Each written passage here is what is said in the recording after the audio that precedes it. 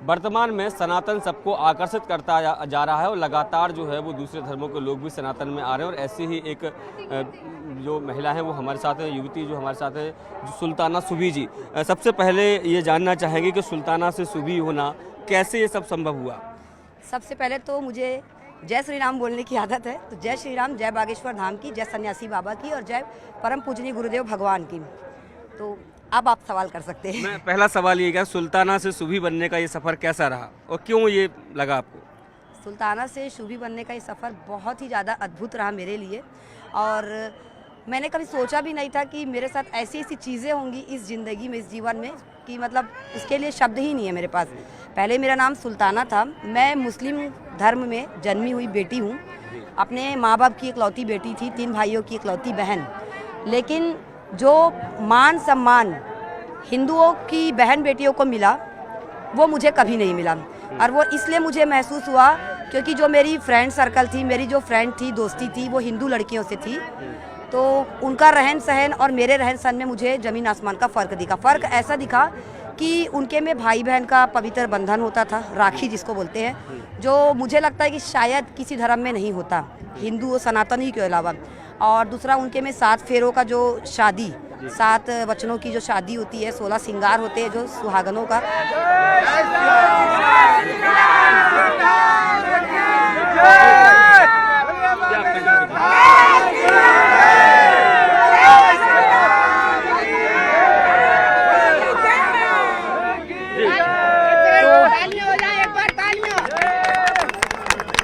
सारी तालियां आपके लिए। धन्यवाद इतना प्रेम करने के लिए मुझसे।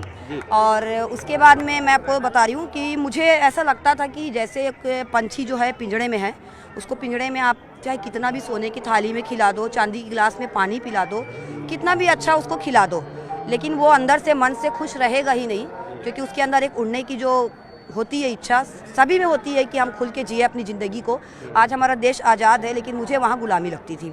और आज सनातन में आके मुझे ऐसा लगता है कि मेरे जो अरमान थे या जो मेरे सपने थे उनको पर मिल गए और मैं आसमान में उड़ रही हूँ। आप जो महाकुंभ है, जो सबसे बड़ा कुंभ कहा जाता है, उसमें भी आप 1 महीने तक रही लगातार, कैसा अनुभव रहा कुंभ का? हाँ, एक्चुअली में मैं 1 महीना महाकुंभ में रही। पूरे 1 महीना बहुत लोग कह रहे कि तेरा कल्पवास हो गया, किसी जन्म का तेरा कर्म है। अब जो भी है, अब भगवान की कृपा थी, गंगा मैया का आशीर्वाद था, जो उन्होंने मुझे 1 महीना वहाँ रोका। वहाँ मुझे मतलब ऐसी ऐसी चीज़ें हुई मेरे साथ में, बहुत सारे संतों के दर्शन हुए। सबसे बेस्ट और स्पेशली तब लगा जब जगत गुरु जी, जो खुद हमारे राम जी का पूरा प्रमाण हाई कोर्ट में दे के हमारे राम जी को पूरे 500 साल के बाद अयोध्या में लाए, राम भद्राचार्य जी, जब उनको पता चला मेरे बारे में तो उन्होंने खुद से होके मुझे बुलाया कि कौन है वो, बुलाओ। और जब मैं उनके पास गई तो उन्होंने 5-7 मिनट मुझसे बात की, मेरे सर में हाथ रख के बहुत आशीर्वाद दिया और अपने चरण भी मुझसे छुआए। और जब मेरे आँखों से निकले हुए आंसू उनके चरणों में गिरे तो वो मेरे मन को एकदम संतुष्टि हुई। और मुझे लगा वाकई में, अभी तक लगता था कि बहुत लोग बोलते भी थे मुझे कि ये मुस्लिम है तो इसको क्या हनुमान चालीसा आता होगा, क्या मंत्र आते होंगे। आपको आता है? आप मुझसे को भी पूछ लो। तो हनुमान चालीसा सुना दीजिए एक बार। पूरा सुना है, थोड़ा जैसा भी बोलो, जितना आपको उचित लगे। मैं पूरा ही सुना दूंगी, आपके पास समय होना चाहिए बस। मुझे सनातन के लिए बोलने में कोई दिक्कत नहीं है। श्री गणेशाय नमः। श्री गुरुचरण सरोज रज हिजमन, श्री गुरुचरण सरोज मल निजमन मुकुर सुधारी, बरनौ रघुबर विमल जशु, जो दायुक फलचारी, बुद्धि इन तनु जानी के, सुमिरौ पवन कुमार, बल बुद्धि विद्या देहु मोहि, हरहु कलेश विकार। जय हनुमान ज्ञान गुण सागर, जय कपीस तेहु लोक उजागर, रामदूत अतुलित बलधामा, अंजनी पुत्र पवन सुत नामा, महावीर विक्रम बजरंगी, कुमति निवार सुमति की संगी, कंचन वरन विराज सुबेसा, कानन कुंडल कुंचित केसा, हाथ वज्र और ध्वजा विराजय, कांधे मूंज जनेऊ साजय, शंकर स्वयं केसरी नंदन, तेज प्रताप महाजगबंदन, विद्यावान गुणी अति चातुर, रामकाज करिबे को आतुर, प्रभु चरित सुनिबे को रसिया, राम लखन सीता मन बसिया, सूक्ष्म रूप धरी से ही दिखावा, विकट रूप धरी लंक जरावा, भीम रूप धरी असुर सहारे, रामचंद्र जी के काज संवारे, लाए संजीवन लखन जी आए, श्री रघुवीर हर्षि लाए, रघुपति की बहुत बड़ाई, तुम मम प्रिय भरत ही संभाई, सहज बदन तुम रोज जस गावे, अस कही श्रीपति कंठ लगावे, संकादिक ब्रह्मादि मुनीसा, नारद सारद सहित ईसा, यम कुबेर दिक्पाल जहाते, कभी को भी कही सके कहते, तुम उपकार सुग्री वही किना, राम मिलाए राजपद दिना, तुमरो मंत्र भीषण माना, लंकेश्वर भय सब जुग जाना, जुग सहस्र जनन फल भानु, लील्योताहि मधुर फल जानू, प्रभु मुद्रिका मेली मुख माही, जल्दी लागी गए अचरज नाही, दुर्गम का जगत के जेते, सुगम अनुग्रह तुम रे तेते, राम दुआरे तुम रखवारे, होत न आज्ञा बिनु पैसारे, सब सुख लहे तुम्हारी सरना, तुम रक्षक काहू को डरना, आपन ते समारो आपे, तीनों लोग हाँकते कापे, भूत पिशाच निकट नहीं आवे, महावीर जब नाम सुनावे। तालियां हो जाए एक बार सूबी के लिए। तो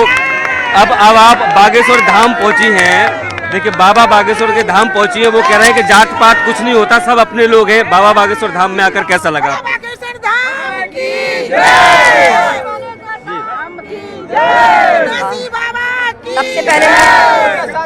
सबसे पहले मैं एक मिनट थोड़ी दीदी पीछे। सबसे पहले राम जी के मतलब नाम से मेरे साथ एक चमत्कार हुआ है, जो रायपुर में, छत्तीसगढ़ रायपुर में, जब मुझे बागेश्वर सरकार ने अपनी बहन बनाकर मेरा नामकरण किया, मेरी घर वापसी की, नाम दिया शुभिदासी। उसके पीछे एक ये चीज़ था, मेरी अर्जी नहीं लगी थी। बहुत लोग बोलते हैं कि ये पैसे के लालच में बहन बनी होगी, बागेश्वर वाले ने इसको पैसे दिए होंगे, इसको कुछ लालच दिया होगा, इसे किसी ने उकसाया है। तो ये सब चीज़ें गलत है। जो इस चीज़ की दिमाग में गंदगी रखे हो तो उनकी ठटरी बांधने के लिए स्वयं बैठे हैं मेरे बालाजी सरकार, जो गुरुजी के द्वारा ठटरी बंधवा रहे हैं और बंधवाएंगे। ठीक है, तो उस दिन ये हुआ था कि मेरी कोई अर्जी नहीं लगी थी। मैं फिर से बता रही हूँ, मैं अपने घर से एक नारियल, जैसा कि गुरुजी बोलते हैं, लाल कपड़े में 5 लौंग रखना और तिलक लगाना सिंदूर से और दरबार में बैठना है। मैंने उस दिन ये दिमाग मैंने ये लगाया था कि राम नाम की बहुत महिमा है। राम जी के नाम से जब पत्थर तैर सकते हैं तो गुरु जी से क्यों नहीं मिला जा सकता। मेरे अपने मन में ये सोचा और मैंने तिलक नहीं लगाया था। सबको गुरु जी बोलते हैं तिलक लगाओ, मतलब मेरे प्यारे भैया, तो वो कहते हैं सबको तिलक लगाने के लिए। तो मैंने उस दिन कुछ अलग किया था। मैंने राम लिखा था अपने नारियल में, ये सीक्रेट है जो मैं बता रही हूँ। मैंने अपनी अर्जी नारियल में राम लिखा था। मैं दरबार में बैठी, मेरी अर्जी नहीं लगी तो मैंने अपने कृष्ण भगवान से भी कहा और मैंने बालाजी सरकार से भी कहा कि अगर ये दरबार सत्य है, सत्य का दरबार है, वाकई में अगर बालाजी की शक्तियों में इतना चमत्कार है और आप कलयुग के राजा हो, और हे कृष्ण जी मेरी भक्ति में अगर जरा भी कमी नहीं है, तो आप कुछ भी करके, कैसे भी करके मेरे को आज गुरु जी से मिलवाओ। और गुरु जी की उस दिन गुरु जी ने कुछ लोगों की ईसाई धर्म से घर वापसी की थी। हाँ, तो उस समय मतलब मुझे ऐसा लगा कि बालाजी ने मुझे कुछ शक्ति दी है। मुझे कुछ पता नहीं, मैं कैसे ऊंचे ऊंचे रेलिंग को कूदी अकेले। मुझे पुलिस वालों ने रोका कि कहाँ भाग रही हो, तो मैंने कहा मेरा नाम सुल्ताना है और मैं सनातन को मानी हूँ हमेशा से, और मुझे आज गुरु जी से मिलना है और आप लोग कोई रोक नहीं सकते। इतना मैंने उनको कहा। फिर गुरु जी के ही एक सेवादार ने मुझे देखा और उस पुलिस वाले ने उसको बुलाया और उसको बताया। उसने कहा कि बहन आप जितना तेज दौड़ सकती हो दौड़ो, बाकी बालाजी के ऊपर है। गुरुजी क्योंकि निकलने वाले थे मंच से। जब मैं गई मीडिया ने मुझे घेरा। उसके बाद जो गुरुजी के पीए हैं नितेंद्र चौबे जी, तो चौबे भैया को मतलब उस भाई ने बताया, चौबे भैया ने गुरुजी के मतलब कान में जाके कही, तो गुरुजी ने इशारा करके मुझे बुला लिया। फिर जो हुआ वो सबने देखा। बिल्कुल जो हुआ सबने देखा। बाबा जी कहते हैं कि हमें इस्लाम से दिक्कत नहीं है, हमें ईसाई धर्म से दिक्कत नहीं है, लेकिन जो लब जिहाद करते हैं या जो गलत काम करते हैं ऐसे लोगों से उनको दिक्कत है। आप क्या मानती हैं लब जिहाद को लेकर? पहले तो मैं लब जिहाद का बोलूंगी, उसके बाद धर्म के लिए जो आप बोले हैं मैं उसके लिए बोलूंगी।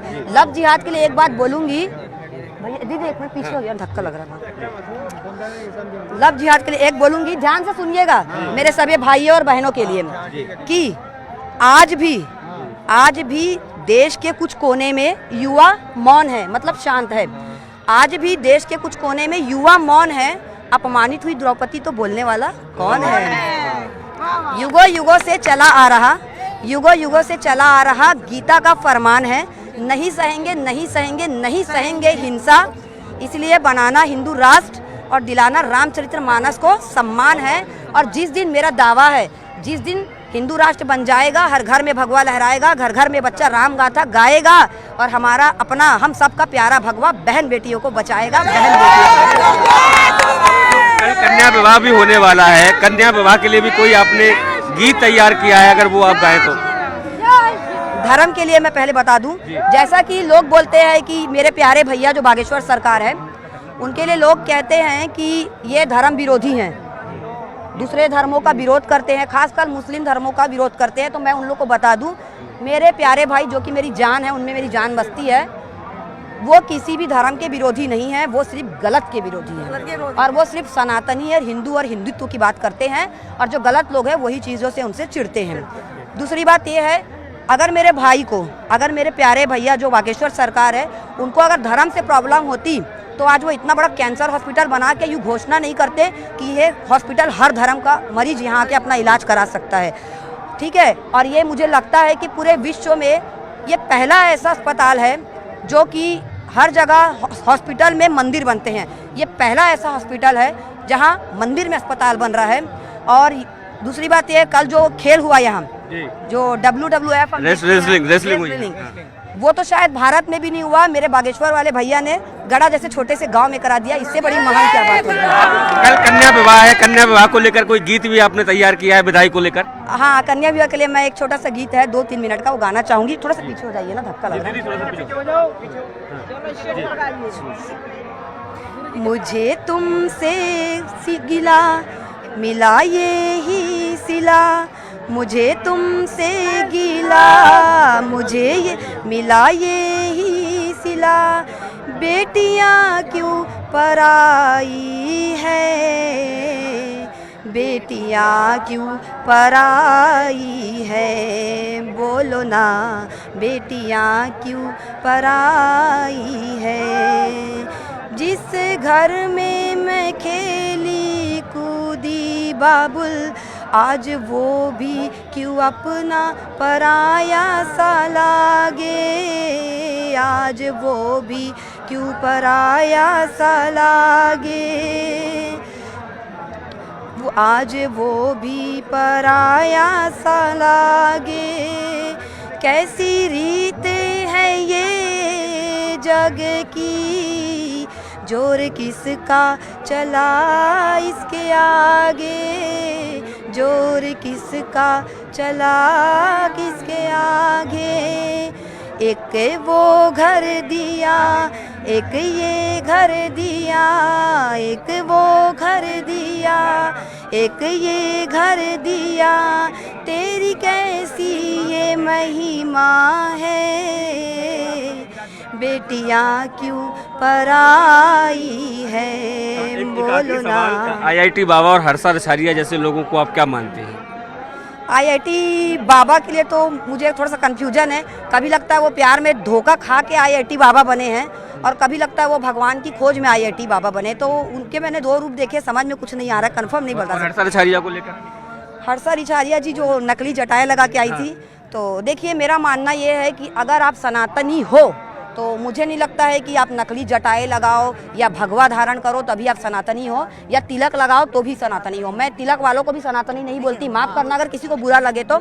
असली सनातनी वो होता है जो सनातन को समझे, सनातन पे चले, बहन बेटियों की इज्जत करे, माताओं की इज्जत करे, और सनातन को आगे बढ़ाने के लिए गुरुदेव भगवान का, हमारे प्यारे भैया का साथ दे। वही मेरे नज़र में। बहुत धन्यवाद हमसे बात करने के लिए। ये सुल्ताना सुबीर, जिनका साफ तौर पर कहना है कि वो यहाँ पहुँची हैं बागेश्वर धाम में, उनको आके खुशी, और वो कहने सनातन में उनका दिल बसता है। कैमरामैन खिलान सिंह के साथ शैलेंद्र सिंह, न्यूज़ 18 बागेश्वर धाम।